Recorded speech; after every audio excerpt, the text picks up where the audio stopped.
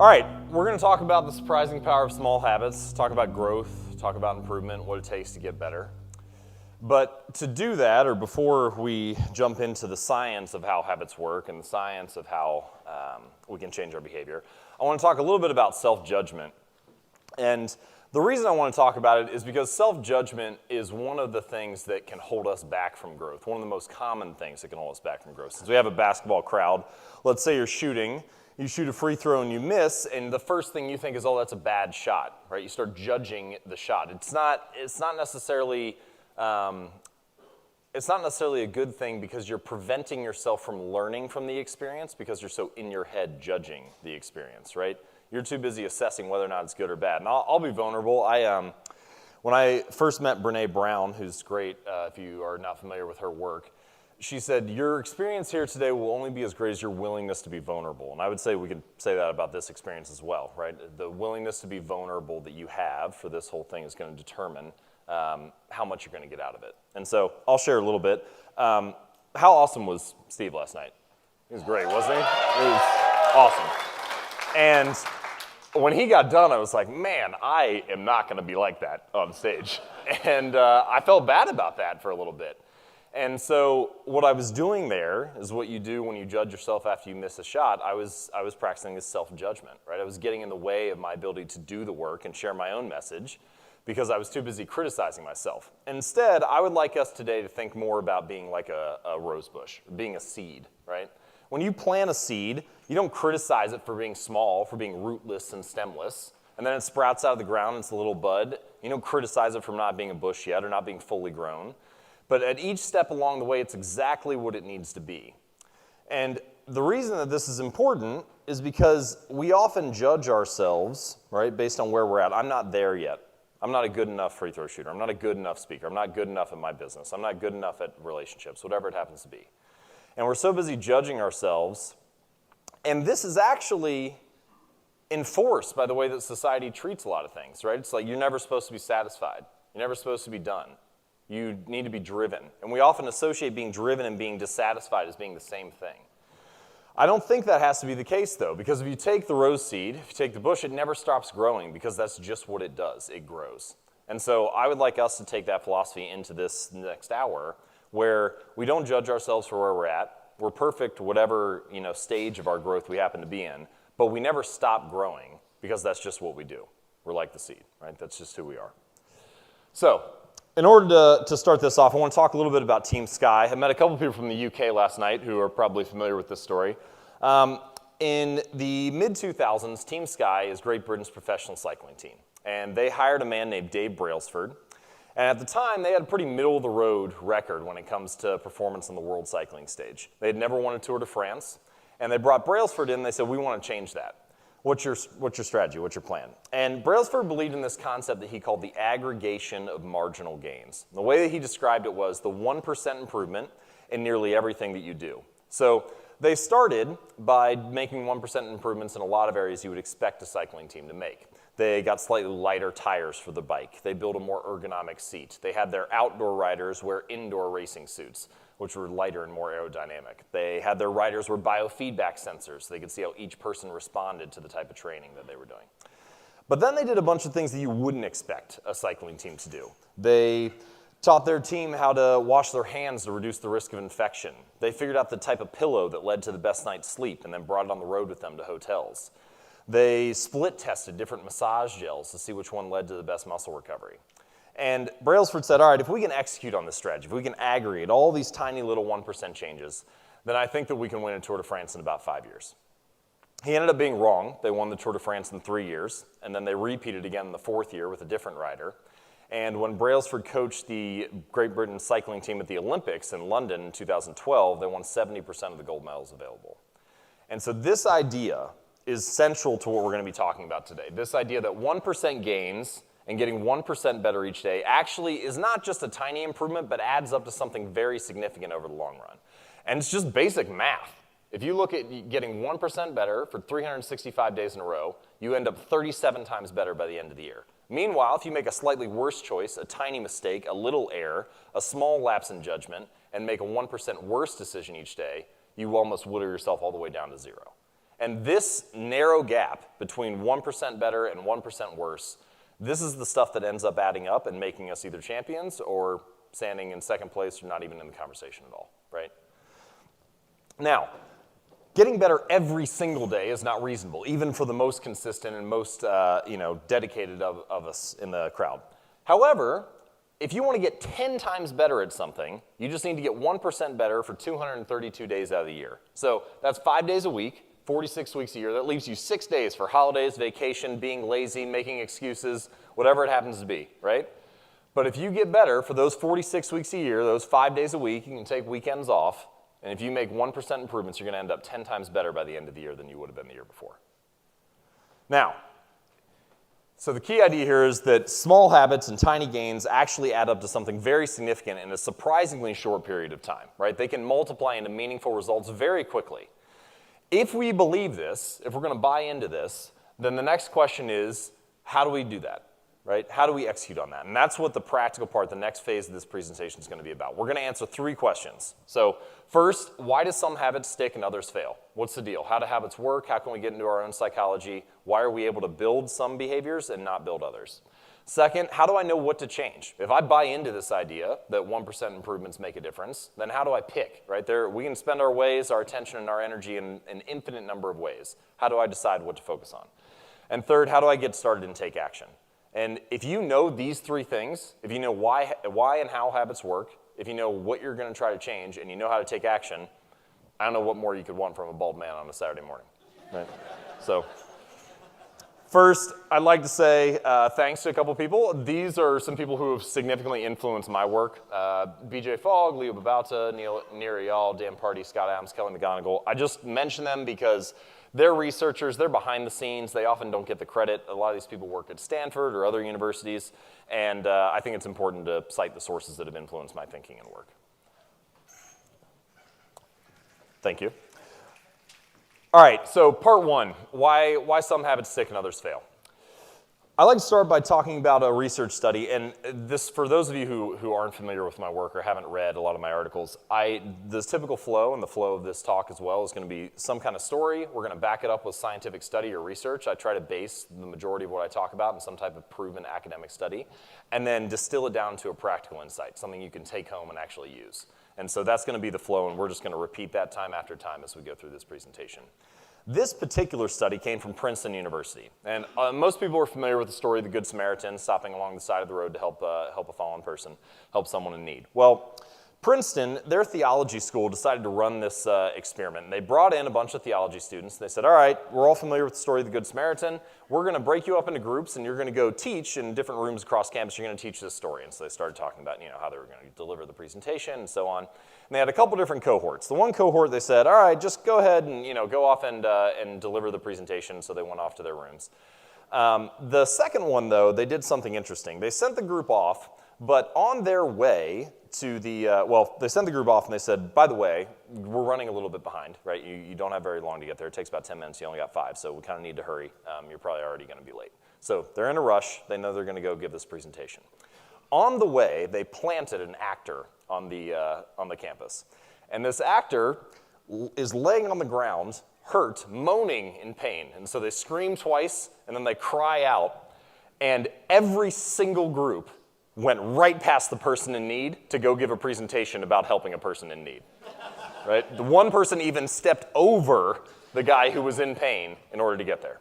Now, the point of this, and what I'd like to start talking about now, is the danger of being goal-focused and goal-oriented.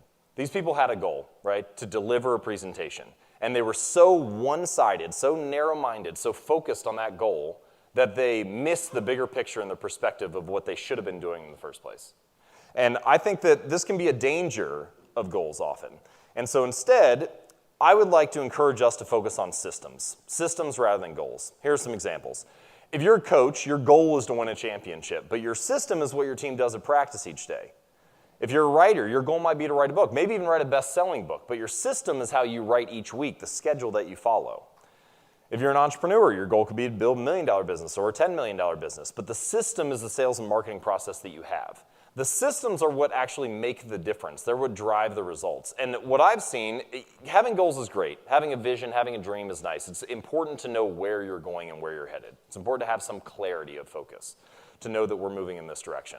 But once you know that, having the goal on paper makes very little difference. And committing to the system and showing up every day drives a lot of results. And so I'd like to talk about how we can build these systems and repeat these habits day after day, week after week.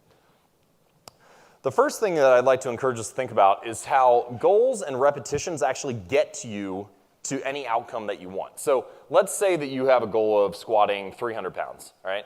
Point A might be squatting 100 pounds, and it doesn't take very many repetitions to get there. Maybe you have to be in the gym for, 6 months, a year, whatever it happens to be. Maybe you can do it right now. Point B could be squatting 200 pounds. It's going to take some more repetitions to get there. Point C is much further down the line, take even more. But once you realize this, the only thing that you have to do is put your reps in. The only thing that it comes down to is committing to the system and performing day after day. So habits in this way take you wherever you want to go.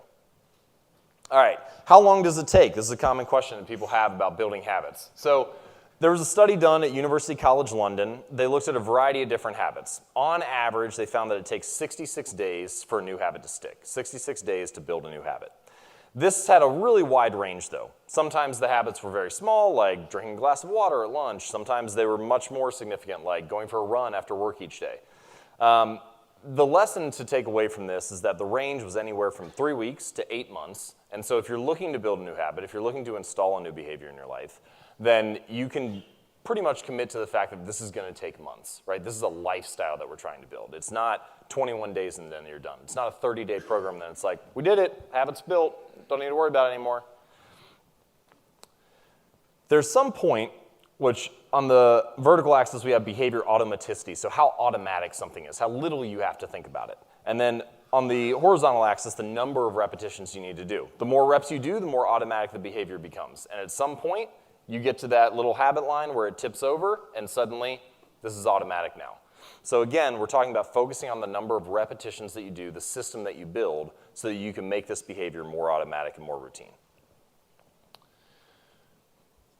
There are a lot of different habit models, some from the people that I mentioned earlier. Lewin's equation, operant conditioning is a very famous one by B.F. Skinner. Tiny habits model, loop model, hook model, blah, blah, blah. The only reason I list all these here is so that you understand that there are a lot of different ways of thinking about habits, but we're going to break one down right now, probably the most popular assessment of how habits and behavior work. All of these share things in common, so if you hear people talking about this is the way to build habits, it's a way to think about building habits. All right, here's one way to think about it. I call this the 3 R's. This is very similar to what's mentioned in Charles Duhigg's book, The Power of Habit, which is a good book to read if you'd like a little overview. The basic idea is that there are 3 phases of building any new routine into your life. First, there's the reminder, okay? And the reminder is the thing that triggers the habit, the thing that initiates the behavior. It's a cue. So, for example, if my phone rings, that could be a reminder. The second piece is the reward, or is the routine itself, the actual habit, right? The action that you're performing. So phone rings, that's a reminder. I answer the phone, that's the routine. The third piece is the reward. And this is the benefit that you get for doing the behavior. Now, when we're trying to build new habits, when we're trying to think about how to initiate these things into our life, the important pieces to focus on are the reminder and the reward. Because if you can figure out how to give the right incentive, the right benefit for doing the behavior, it becomes more easy for it to be ingrained. And if you can figure out how to trigger the behavior, which we're going to talk about in a moment, that may be the most powerful way to initiate new behaviors and habits. I'm going to give you multiple examples of that in a moment. So let's talk about practical ways to build these new habits. First, simplicity. Start incredibly small. The reason that we want to start incredibly small is that there is some type of friction in the beginning. And the bigger the habit is, the bigger the friction is to start that behavior. So if you were going to break it down in 3 simple steps, and this comes from the Tiny Habits program by BJ Fogg, which is free if you'd like to take it if you really want to geek out on this stuff. tinyhabits.com is where that's at. But start with a habit that's incredibly easy for you. Increase your habit, but in a very small way, and then keep it easy and break the habit down as needed. Sounds super simple, sounds really basic. In practice, it's much harder to do because we often talk ourselves into biting off much more than we can chew, right? Nobody wants to make 3 free throws today. They want to shoot 300. But if you can start with 3 and increase to 4 and then increase to 5, then you can start to build a system of behavior, and you focus on building the pattern first rather than focusing on the results. And that's what we're talking about when we say put the system before the goal. So this is a way of thinking about that friction point in the beginning, right? The amount of motivation you need to complete a habit drastically decreases as the habit is completed. Let's say you want to go on a run after work, right? The hardest part is getting your shoes on and getting out the door. Once you do that and you start running, you go the first mile, might as well run back and finish it, right? Like I'm already halfway here. So the amount of motivation you need at that point is nil. You've already done it, right? The hard part is getting started. And so if you can do multiple things to make this easier. First, you can make the habit smaller, right? That's what we're talking about right now. Let's make the habit as small as possible, reduce the friction needed, so I don't need to rely on motivation and willpower to execute this behavior. The second thing that you can do is design your environment to make it easier to get started. You want to go for a run, lay your shoes and your clothes out the night before. You don't have to make that decision, right? Just reduce the amount of friction points in front of you for performing that behavior. And we'll talk about environment design later. Basically, you want to make it so easy that you can't say no to it. So when you're building a new habit, if it's hard enough that you could possibly not feel motivated, you don't have enough willpower to execute on it, it's too hard, too big in the beginning, right? Make it so easy that you can't say no to start, and then escalate and improve from there. All right, let's talk about habit triggers. Remember, a reminder or a cue is the first piece of the habit routine. This is the first piece of that three-step loop. Triggers are an incredibly important way to initiate new habits in your athletes and yourself and your coworkers, your spouse, whoever it happens to be. So we have cold triggers and we have hot triggers. Triggers are the cues that prompt behavior. A hot trigger can be acted upon right now. Let's say you're driving down the road and you see a billboard and it says, go visit jamesclear.com. You can't do anything at that moment because you're busy driving. That's a cold trigger. Meanwhile, if I send you a text and say, hey, here's a link to my latest article, you can click on it and read right away. That's a hot trigger, something you can do immediately. So often, when we want to build new habits, we ask people to do it by trying to trigger them in a cold way. If you trigger people in a hot way, they can actually do the behavior right then, rather than having to remember to perform it later. So this is BJ Fogg's, this is how he summarizes building habits. He says this is all you need. Put hot triggers in the path of motivated people. If you can do that, then you can build new behaviors. You get the right group in the room who's motivated to perform an action, and then you ask them to perform a habit that they have the ability to do right then. There are 5 types of triggers, okay? I'll give you an example for each. First, time. So my writing routine, I publish a new article every Monday and Thursday. It doesn't matter how good or how bad I feel about the article. It doesn't matter if I think it's going to make it into a book someday. It doesn't matter if people like it or if they don't like it. It doesn't matter if it's 5 words or 500 words or 5,000 words. It gets published on Monday and Thursday. Time is the trigger. That's the thing that drives the habit. That's the thing that drives the behavior. Location. When I go to the gym each week, I get there and I do the same routine. I set my gym bag down, I take my lifting shoes out, I put them on, I put on my knee wraps, I put on my wrist wraps, I go get a drink of water, I do 10 squats without the bar, 10 squats with the bar, and then I start my workout. It's the same routine, same habit every single time. And the gym, the location, is what drives that habit. Preceding event. When I sit down to dinner each night, I have a daily gratitude habit where when I sit in the chair, that's the preceding event, I say one thing that I'm grateful for that happened that day. I didn't think this was going to be an important habit when I started it. I've been doing it for 3 years straight now, and it's crazy how that one little thing can reset your entire day, and the cumulative effect of always having something to say that you're grateful for, how big of a role that plays on your day and your psyche and your mindset. Emotional state. This one's a hard one, but we often see it with bad habits, right? You get angry, you get frustrated, you get upset, and the emotional state triggers some kind of response. Mano was talking yesterday, you get frustrated while you're driving, you get distracted, you get busy, and then all of a sudden, you're making choices that you didn't think you would or are hoping you wouldn't. I sometimes find this when I'm holding tension in myself. If I feel really tense, if I feel uptight, if I feel stressed, I try to use that emotional state when I'm aware of it as a reason to do my breathing routine. And we've talked about breathing exercises a little bit before. I do a really simple one. It's just breathe in for a count of 3, hold for 1, breathe out for a count of 5, and then I just repeat that for a minute or so, so 3, 4, 5 times. If you do that, and you can do that anywhere, it completely resets the energy that you have. So that breathing routine is great. Other people, this one is fascinating. The people that we surround ourselves with dictate our habits and behavior, even if they're not physically by us. There's a really famous study that was published in the New England Journal of Medicine, and it found that if you have a friend, even if they live anywhere within 500 miles of you and they are obese, you are 57% more likely to be obese yourself. You don't even have to be around them. You just have to be associated with them.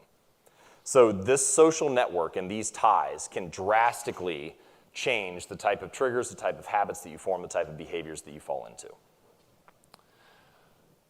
Here's an exercise that you can use when you go away from here. If you're thinking, all right, how do I make this practical? How do I actually use this in my own life? So you're going to write 2 columns. You're just going to do a little T-chart right down the middle of the paper, okay? On the left-hand side, I want you to list all the things that you do each day without fail. So I brush my teeth, I wake up in the morning, I take a shower, I get dressed. There'll be a big batch in the morning when you have your morning routine, all the things that you usually do. There'll be another batch usually either when you get to work or sometime around lunch. I get my car keys, I walk out to my car. You can be as detailed as you want to be. Usually another batch when you come home for dinner and then bedtime routine and so on. But you're going to go throughout the whole day and list everything that you just normally do. Then in the second column, you're going to list all the things that happen to you each day without fail. The sun rises, the sun sets, a commercial comes on TV, a song plays on the radio, traffic light turns green, traffic light turns red, all the things that are in your normal day that just are going to happen like clockwork. What you have at this point, once you develop these 2 comprehensive lists, is a list of possible triggers that you can tie a new behavior to. So let's say that you wanted to start meditating, for example, and you saw that on your list, in your morning routine, you have make a cup of coffee. For this new habit, you can stack it on top of the old behavior and use the old behavior as the trigger. So you say, when I make my cup of coffee in the morning, then I'll meditate for 60 seconds. And so you're trying to tie the new behavior to an old behavior. The reason that this is useful neurologically, the line is neurons that fire together, wire together, and so on. You're basically creating an on-ramp to this neural pathway in your brain. You've already got this habit built. You already make coffee every morning. It's already something you can count on. And because of that, let's go ahead and tie this new behavior to that same neural pathway and build it into your brain so that it's stronger and has more likelihood to stick. So select the trigger that best fits the new habit. All right, so that gives us an overview of habits. Now let's jump into the practical, like how do I actually change, how do I get started with all of this? So part 2. The first thing I'd like to talk about is in order to make a change, in order to build these new habits in your life, we first need to start thinking about what's distracting me. This is a concept called the Zeigarnik effect from an awesome researcher with the name of Bulma Zeigarnik. In the 1920s, there's a story about 4 or 5 men walk into a restaurant in Germany. They sit down to have their meal. It's a relatively complicated order. So they tell their order to the waiter, and the waiter just stands there and remembers it all by memory, and then walks off, gets the order right, brings the food back. They're really impressed. They ordered a lot of different things, and he didn't mess up anything, right? It was perfect. So they were talking about his memory. They eat the food, they leave, they finish their meal, and they walk out. One guy realizes about halfway down the street that he forgot his wallet. And so he runs back to the restaurant and goes over to the waiter and says, hey, I'm sorry, I forgot my wallet. I don't know if, maybe you can help me. And the waiter looks at him and says, who are you? Do I know you? And he was like, you just served our party. We were really impressed by how great your memory was. You remember the whole meal. And the waiter looked at him and said, oh, I only remember each meal until it's served. And what we're talking about here is the Zeigarnik effect, which is the tendency to experience intrusive thoughts or to remember things or to spend our mental energy on things until that objective is completed. So we remember things that are incomplete, that are pursued and left undone. Consider for a second what type of role this could play in your life. If you're someone who does what I would call half work, where you start a project and work on it a little bit and then never end up finishing it, or you're doing a task and then you leave it undone, you look at an email and you leave it unread, you use your inbox as a to-do list, all these different things. These are open loops that you're opening in your brain over and over again. You have all this undone work that is taking up mental energy, that's using up space. You can consider your brain kind of like it's like RAM, right? Like in a computer. You're at 100%, and then you start to have to remember things, and you drop down to 95, 94, and you're taking yourself down, and all of a sudden, on your average day, you only have 75% of your power to put toward a task because you're so busy trying to remember all these open loops and things that you are spending energy on. So the curiosity gap is the nagging brain, basically. And if your brain is constantly nagging you, you can't put your energy best toward the next task that you're trying to perform. So here's one exercise if you want to play with this. I've struggled with this myself as well. I'm certainly not perfect in any way with this stuff. And so I forced myself to go through my inbox, and I was only allowed to read an email once. I open it, I read it, I have to respond to it or archive it. It's done. I'm not allowed. It's like a ticking time bomb. So if you want to push yourself with this, go ahead and give that a try for 10 minutes. Just try to respond to as many emails as you can in 10 minutes, and you're not allowed to do anything else except for respond to it or archive it. You aren't allowed to leave the loop open. All right, so if we understand that we have all these open loops in our brain, we have this multitasking, busy mindset that we're dealing with, these things that we're struggling with. What's the next step that we can take, and how do we understand how this influences our behavior and decision-making on a daily basis? There was a popular study done. It was written about in the New York Times not too long ago. They looked at 1,000 parole board judges. And so the criminals would come in, they would be seen by this judge, and then the judge would decide whether or not the criminal was going to be let out on parole. Now, you would think that the thing that would influence whether someone was let out of prison was the crime that they committed and the way that they served their time. But what they found was the thing that had the single biggest impact on whether someone got a favorable parole hearing was the time of day in which they were seen. And the reason that this is true, so this is what the judge's decision-making looked like, all right? So at the beginning of the day, it started out you had a 65% chance of getting a favorable hearing being released. Then, as they made more decisions and the day went on, that slowly went down to about 0. Then we have this first dotted line. This is the lunch break. Judges get to take some time off, get something to eat. They come back, boom, spikes right back up to 65%. Then they make more decisions throughout the afternoon, fades back down, they give them another break, and then by the end of the day, it's just dropping off a cliff and going all the way down to 0. This is what's known as decision fatigue. The more choices that you make, the more things that you force your willpower to be used upon throughout the day, the less you have to spread around to the other tasks. You can think of willpower as like a muscle, right? The more that you have to use it, like I can sit up here and rep out curls for a little bit, but you give me 2 or 3 minutes and all of a sudden I start fading, right? And this idea is very useful when we think about building new habits and putting our energy toward our best work. How can you automate the choices and decisions in your life so that you spend less time working on things that will sap your decision, that will take away your willpower, and put that more towards the events that are worthy of it? The judges here, just to wrap this thought up, so one thing that they realized, this actually was like a safety mechanism. When their willpower faded, they were like, I don't have the willpower to make a good decision at this point, so let me just say no and then make the safe call and keep everybody in prison. So that's why the choices started whittling down. And we often do this in our own lives. When we don't have the willpower to take towards something, we say, I'm paralyzed, I'm just not going to choose it right now. Another thing, I wasn't going to tell this story, but since I'm on topic, has anybody seen the picture of the lion tamer who's holding like a chair up? They have like a whip and a chair. Well, the whip is just for show. It's just to make a loud noise and good for the crowd. But the chair is actually the thing that distracts the lion. When you put a chair in front of a lion's face, it sees all 4 legs at one time. And so it freezes it a little bit because it doesn't know which thing to move at first, right? It's like it paralyzes itself. We do the same thing in our own lives. You have 4 different priorities you try to work upon at once. Good luck trying to choose the right one, right? We get paralyzed at that moment because we're focusing on too many things. We're spending our energy and our attention in too many different ways. So to talk about willpower and decision fatigue, let's think about building a new habit. You basically could say, similar to the judges' choices, it goes like this throughout the day, right? We ebb and flow. We have some peaks, we have some valleys, but your motivation is not the same all the time. If you want to build a new habit, you have 2 choices. Either you have option A, which is say, all right, I'm going to stick with this. I'm going to try to build a really hard habit. I know this is going to take a lot of energy and effort and willpower. And your only choice there is to stack it at the right time of day, right? Do it first thing in the morning when your motivation and willpower is usually high. Do it when you're well rested. Don't try to do it right before lunch like the judges would, because then you have 0% chance of completing the habit. Or you have option B, which is to go back to what we talked about before. Start with an incredibly small habit, a habit that's so tiny that you don't even need motivation and willpower to complete it. It doesn't matter at what point in the day you are, because you're going to be able to stick to it regardless. So the key idea here is willpower is like a muscle, and like any muscle in the body, willpower can get fatigued. So be careful about how you're using it and when you're asking yourself to do something that requires a lot of willpower to execute on. All right, this comes back to the point about the lion and having too many priorities. This is a quote from a book called Essentialism. I thought it was pretty good, actually. So the word priority came into the English language in the 1400s. Before that, it didn't even exist. And for the next 500 years, it was just priority. It was only in the last century that we started having priorities and making it plural, right? And this idea that we can suddenly go from having 1 most important thing to 10 most important things is a complete myth that our busy, industrialized, technologically empowered culture has started to embrace for some reason. But you can't change the laws of physics. You can't bend reality, as he says, right? You can only have one most important thing, and the way that we operate and the way that we divide our energy and push our energy around has not changed, even if we're defining it in a different way.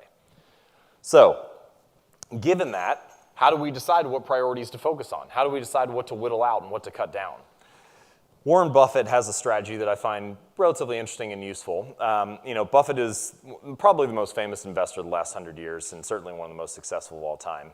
And this story comes directly from his personal pilot, Mike Flint, who was telling this story to a friend of mine. So Mike Flint has been Warren Buffett's personal pilot for a while. He's also flown Air Force One. He's flown multiple U.S. presidents. He's an accomplished guy. And he was telling Buffett, hey, Warren, you should really get this new plane. It's pretty sick. I'd like to be able to fly this thing. You should buy this at some point. And he was like, I'd love to be able to fly in this, in the next 5 or 10 years. And apparently Warren looked at Mike Flint and said, if you're still flying for me in 10 years, then I probably have failed you as a boss because you're not growing enough, right? You haven't grown out of this. And if I'm serious about developing you, then we're going to need to do that. So what I want you to do is sit down and write the top 25 priorities that you have for yourself for the next 10 or 15 years. And this exercise I'm about to share, you can do this on any timeline, right? You can do 25 priorities for your career. You can do 25 for this month, 25 for this year, whatever works for you. So Mike Flint goes off, writes down his 25 priorities. He comes back and takes a look at Warren Buffett and says, here's the list. I got it. And he says, all right, good. I want you to circle the top 5. I want you to focus on the 5 priorities that are most important to you. Go ahead and circle those. Take a little bit of time. Goes off and does that, brings the list back. And he's like, okay, tell me how you're gonna deal with this now, Mike. What are you going to do? He says, well, I've selected my top 5 most important priorities, so I'm going to go ahead and focus on those. And then the rest of this list will be kind of like my backup plan, right? On weekends or when I have extra time or when a project stalls, I'll work on the other stuff. And Buffett said, no, you got it all wrong. This list of numbers 6 through 25 is your never do under any circumstance list. And the reason, it took me a while to grasp why this was so important. The things that we love that are not the most important are the easiest to rationalize spending time on and distracting us from the things that are really important, right? The things that are good but not great. That's the stuff that ends up taking us off course. It's not that we don't really want something. It's not that we don't really want to improve or we don't know exactly what the most important thing is to us. It's that we choose to spend our time on numbers 6 through 25 too often. We choose to make these rationalizations for, this is a decent use of time. I'm not really wasting time, right? I'm not sitting around watching a bad TV show or something. I'm working on something relatively important. But that's the stuff that pulls away from greatness. So what I like to think about, come back to that rose bush. I'm not much of a gardener, but gardeners tell me that if you want a rose bush to blossom, to fully bloom, to become the most they can be, you have to prune away buds, right? You can't just let everything grow unpruned. And in order to do that, that means you have to cut away buds that could blossom into something. They could become a full-grown flower. They could look good. So these are good ideas that you have to clip away, but you have to prune those out of your life if you want to truly be great, if you want to focus on flourishing to the biggest degree. So pruning away these ideas and using Buffett's strategy of this 25-5 rule is one way to cut out the things that are in your life that are distracting you from greatness. Another way, and this is on a daily basis, so you can think of Buffett's as like a longer timeline, it's like a strategy, and then this Eisenhower box is how do I run my day-to-day activities. So if you want, I put together a Google Doc where you can download either a PDF version or just use an online version of the Eisenhower box. You can download that at jamesclear.com/ebox if you want a copy of it. But you can also just write it on your paper. The basic idea, President Eisenhower used this daily, supposedly, when he was running the United States and throughout his illustrious career as a military official. You have 4 different boxes, right? You have important and urgent. These are the things, this is the do category, stuff you need to get done right today. It's always important and it needs to be done, it's on fire. The next category is not urgent, but it is important. This is the category that we often overlook. These are the things I know I should be doing. I know they're good habits. I know I should be going to the gym more often, but I just can't seem to make time for it. This is the stuff that you need to decide when to do it. You need to schedule it at some point. The next is not important, but urgent. This is the stuff that pulls us away a lot of the time. These are the fires, the daily emergencies, the things that pop up, right? I need to go pick my kids up from school. Somebody got sick. I have to take them to the hospital. There's all sorts of things that are urgent, but not necessarily the most important way to be spending your time and energy. Then there are things that are not important and not urgent. These should just be deleted, right? But a lot of the time we have one or two of these that have somehow crept in, and we're still spending our time on it because inertia and momentum, and we just happen to keep doing that, but we shouldn't be. So this little box can be a useful way to think about where am I spending my time today, and is that in the right category? So the key idea here is that busy does not equal important, and urgent is not the same thing as necessary. Just because something is urgent doesn't mean it needs to get done. So filter out the fluff, focus on what matters. In order to do this, so you may be thinking at this point, all right, I want to focus on the most important stuff, but I still have a lot of priorities. I still have a lot of stuff that sounds important to me. I still would like to build all these new habits. How do I decide what to stick to first? In this case, I would suggest keystone habits.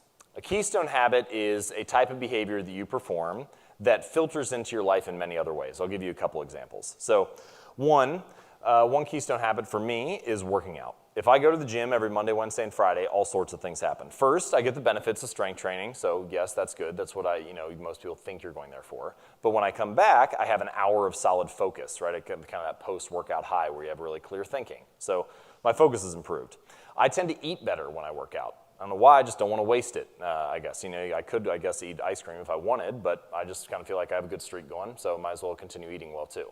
Nutrition improves. I sleep better that night because I'm tired and I've worked my body hard. I wake up the next day and I have better energy because I slept well. So at no point was I trying to build better focus habits, nutrition habits, energy habits, sleep habits, but all of those things came as a consequence of this one keystone habit. So if you're looking for a way to get started in a very practical way, think about what the keystone habit could be for you. Some popular examples, weightlifting's mine. Meditation is another one that you commonly hear CEOs talk about. If I get my daily meditation habit in, then everything is much easier for me.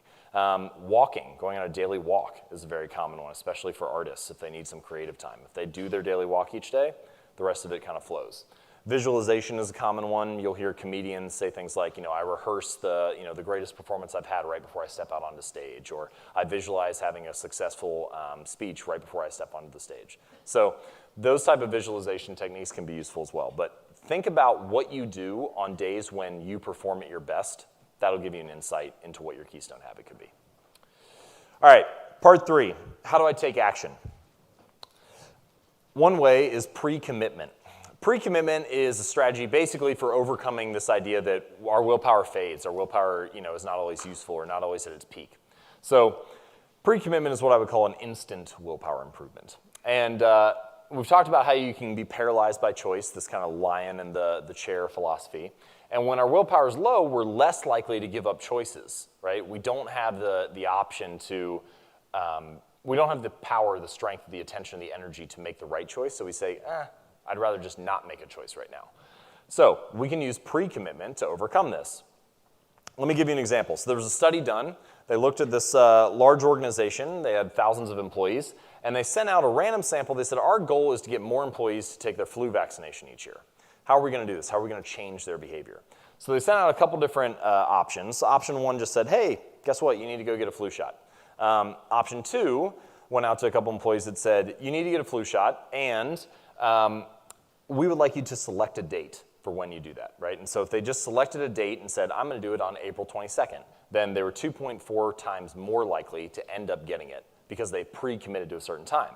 They were 4 times more likely, however, if they got the third option, which is to say, I will do it on this day at this time. So by pre-committing to a particular behavior, they drastically improved the odds that they were going to perform that behavior. Then there's another option, okay? So they sent out another one and it said, not only do you need to get a flu shot, we've chosen the time and date for you. So you're going to go there on April 22nd at 1 p.m., and if you need to change it, you can call this number. By pre-committing to people to something that they had no role in, they still increased behavior by 12%. Now, there are all sorts of ways that we can use this in our lives. If you want to use pre-commitment, what I would suggest is implementation intentions. This is a popular study that I enjoy citing. So you can actually increase your odds of performing a particular behavior by 2 to 3%, double or triple the odds that you're going to do something just by using what's called an implementation intention. There are hundreds of studies on implementation intentions if you feel like seeing more, but we'll talk about this one. What they did was researchers brought in a group, and they had 3 different cohorts. First cohort, they said, we want you to track how often you work out over the next 2 weeks. The second group, they said, we also want you to track how often you work out, but we're going to show you this motivational presentation, this motivational talk and pamphlets and video on the benefits of exercise. So here's the cardiovascular benefits. This is why you should do it. So group 2 was the motivated group. Group 3, they said, we also want you to track how often you exercise, and they gave them the same motivational presentation, so they're equally motivated as group 2. And they had them do one other thing, and that one thing was fill out this sentence. During the next week, I will partake in at least 20 minutes of vigorous exercise on this day, at this time, at this place. So they had to state their intention to perform the behavior and be very specific about it. Here's what happened. So group 1, the control group, 38% of them worked out over the next 2 weeks. Group 2, the motivation group, 0 impact. Motivation faded as soon as they left the building. 1 out of 3 ended up working out. Group 3, 91% of them followed through. The only difference was they stated when and where they were going to perform the behavior. So if you're looking to build a new habit, be very clear about carving out space in your life and when that habit is going to occur. So key idea, pick a date, choose a place, give your goals a time and a space to live. All right, if you're willing to follow this so far, if you're on board with this, then you may be thinking, how do I get to the next level, right? How do I escalate and improve from here? How do I maintain consistency over the long term, right? Anybody can make these 1% changes once or twice. Anybody can have a good day, but how do you show up consistently time after time? Here's one example, and this is going to lead us into what I think is the most powerful way to change behavior, which is environment design. So the story here is about a guy named Trent Dursmid, and Trent was a young banker in his early 20s, 23, 24, in Abbotsford, Canada. And this was in the 90s. Abbotsford was still a small suburb of Vancouver, not a whole lot of banking deals coming through there. And he was tasked with being a young salesman, a young broker, and this is the strategy that he followed. He had one simple habit. Every morning, I would start with 120 paper clips in one jar, and I would keep dialing the phone until I'd move them all to a second jar. So you had a couple of the 120 paper clips, make a sales call, move one over. Repeat 120 times. And he did that every single day, and over the first 2 years, he grew his book from 0 to $5 million in business. He ended up making $75,000 the first year. A couple years later, he negotiated that into a $200,000 job, still in his mid-20s. And this is all he did. He's like, I didn't check analyst reports. I didn't check stock reports. I didn't check the weather. I didn't look at how the business and technology scene was doing. I just made calls. And for every behavior that we're going to perform, whether you want to be a better athlete, a better musician, a better business person, there is some core fundamental task that drives results. And if you do that task and you do it 120 times a day, every day, you're going to get a lot of results. So think about what that is for you and what that core behavior is that actually drives things, rather than getting caught up in, have I done enough research? Have I looked at the next analyst report? Have I learned the latest marketing strategy? Instead, think about what is the behavior that actually drives this performance. So another reason that Trent's strategy works so well is it's an environmental cue, what I would call a visual cue for behavior, right? He can't lie to himself about whether or not he's performing well on an individual basis. He has the paper clips sitting right there. If he's only made 40 calls, he's still got 80 paper clips sitting in that jar looking at him, right? And so often we don't track our behavior in that way. We don't have an environment looking at us saying, hey, are you on track today? This is important because environment can actually drive our behavior in very significant ways. This study was done by a researcher at Harvard University. Their question was, can we impact people's behavior? Can we change habits? Can we drive growth and performance, even if we don't even talk to anybody? If we don't even say anything to people, can we change what they do? And what they found was, yes, they can. So the cafeteria at Massachusetts General Hospital looks like this. This is drawn to scale, since I know you're all worried about that. So the black boxes on the side here, the little ones, these are just little water refrigerators, kind of like a mini fridge, okay? These are on the side of the room. The large squares and circle in the middle and so on, these are food buffet lines, all right, where people get food. And then the pink boxes, these are refrigerators that are larger, but they have soda in them and they also have water in them, okay? Now, what they did, and this is the only change they made, I'm going to flip back and forth here so you can see. So they added more water stations, that's what all the little circles are. And then the 3 big ones that were pink and now are black, they didn't take soda out of them, they just added more water to them. Okay, so soda is still an option. This is all they did to the room. They just changed the placement of the water. What they found over the next 3 months is sales of water increased 26% and sales of soda decreased by 12%. So people are drinking much less soda than they were before, but they didn't even say anything to them. Nobody even mentioned the change. They just put the refrigerators in there. Think about this for a minute. often we assume that our habits are done because of how we feel about something. Oh, why did you pick that soda to drink for lunch today? Well, I felt like having it. But the truth is, 12% of people just bought it because it was in front of them, not because they actually wanted it. And this is true of our behaviors across a broad range of life. We often choose to do things simply because it's put in front of us, simply because the environment is designed that way, simply because we're sitting in a place that's tailored to a certain action. B.J. Fogg, one of the professors I mentioned from Stanford University, he used this in a way at his own house. He wanted to eat popcorn, but he wanted to eat less of it. He liked popcorn, just didn't want to eat as much. So he took it out of his pantry in his kitchen, walked down the hall, went into the garage, climbed up the ladder on the highest shelf in the garage, and put the popcorn up there. Now, if he really wants it, he can just go out and get it. It only takes 30 seconds. But if he's designing for his lazy decision, for his default choice, he's not going to go get the popcorn. How can you design the room around you, your workspace, your work environment, your training environment, so that the default choice, the lazy decision, is a better decision? And if you can do that, then you can make it much easier to follow through with the habits and behaviors that you want to perform. This is Kurt Lewin's equation. He actually came up with this in the 30s, but what it basically says is behavior, any behavior, is a function of a person in their environment. And so if you can change the environment, you can change the person. You can change the behavior. So the key idea here is that I've never seen, at least in my research, anyone consistently stick to positive habits in a negative environment. We often discount this. We often think, oh, you just need more willpower. You don't have enough guts. You don't have enough courage. You don't want it bad enough. But the truth is, if you design an environment to promote a certain behavior, you make it far easier for people to follow through with that. So this is what I would call the Seinfeld strategy. And this is a way to stick with this over the long run. Jerry Seinfeld, very famous comedian, one of my favorite comedians, certainly one of the most successful comedians of all time.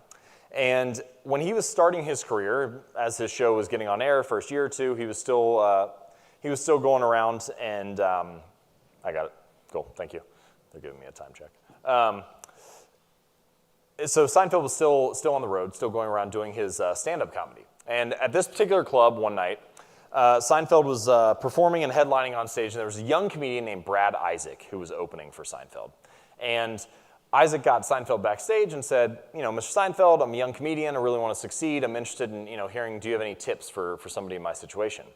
And Seinfeld looked at him and said, well, the secret to being a great comedian is to write better jokes, and the secret to writing better jokes is to write every day. So here's what I think you should do. I want you to get a big wall calendar where you can see every day of the year on the calendar. Put that on your wall, and each day that you do your task of writing jokes for 10 minutes, 15 minutes, whatever it is, I want you to mark an X on that day. He's like, you may do this once or twice and have a couple false starts or whatever, but at some point, you're going to get 5, 6, 7, 8 days in a row. You're going to get some kind of chain going.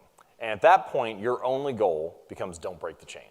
It doesn't matter how good or how bad your jokes are. It doesn't matter if they make it into your material at any point. All that matters is that you don't break the chain. You stick with the consistency. I know people who have used that for almost anything. You can use it for workouts, right? Don't break the chain of your training. You can use it for dribbling drills. You can use it for, if you're a filmmaker, am I working on film for 30 minutes a day? Whatever the goal is for you, don't break the chain. And the caveat that I would add to that, the one thing that I would change from this is nobody's going to be perfect. There's going to be some day where you fall off course, but the rule or the mental model that I like to keep in mind when it's that case is never miss twice. The thing that separates top performers from everybody else is not that they don't make mistakes. They make errors, they slip up, they make bad choices just like everyone else. They have a bad day. But they find a way to get back on track quicker than anyone else, as fast as possible, right? They may miss one workout, but they're not going to miss two. So never miss twice as you're building these chains in your own life. The key idea here, the phrase I like to use, Rome wasn't built in a day, but they were laying bricks every hour. Right? You don't have to do everything you want today, but you do need to lay a brick. You do need to keep that chain going. Day after day, brick by brick, how do you build the thing that you want to create? So I have two stories to finish up here. The first is from Southwest Airlines. And Southwest, popular airline, they're really well known in the airline industry for being profitable, which is something you would hope every company is. But throughout the 70s and 80s and into the early 90s, Southwest was continuing to post profit every year when a lot of businesses and airlines were not. And so they were so successful to the point where in 1996, they had offers to expand to almost 100 different cities. Now think about if you're in this position. If you're a business, this is your goal, right? Like how do we grow as fast as possible? So 100 different cities are asking Southwest to move. And instead, Southwest turned down 95% of the offers and moved into 4 new places in 1996. This story is told in a book called Great by Choice by Jim Collins, and the reason that Southwest pursued this strategy is they wanted to do things they could sustain. In any habit, there's some level of effort that needs to be put in, and this is what we usually talk about, right? Let's perform harder, let's put more effort in, let's burn ourselves out. And we get to point B, which is burnout. Now you have the opposite, which is point A, that's laziness, it's very sustainable, doesn't require a lot of effort, but you want to live somewhere in the middle, right? Somewhere in this zone of long-term growth.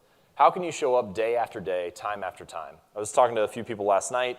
I just recently heard about Kevin Garnett's work ethic, and he's often known for being super intense. And they were talking about what he does when he's in the gym, or how his strength training has looked for the last decade of his career. And what I was told, at least, is that on any individual day, his workouts aren't that insane. He just never misses workouts. And this idea that he's living in that zone of long-term growth, he's not trying to burn himself out each time in the gym, but he's never going to miss. That's what leads to greatness, and that's what I would like us to embrace today. So as a gift for attending this, I have a PDF that you can download if you want. It's called Transform Your Habits. You can get it at jamesclear.com/habits if you'd like. But it covers a lot of this stuff in detail. I was able to cover a fair amount of stories today, but if you'd like more exercises or if you're interested in how habits are formed, feel free to grab that. If not, no worries. I'd like to finish with one final story. And this comes back to the point that we started this off with about self-judgment and about being vulnerable and about being willing to move forward.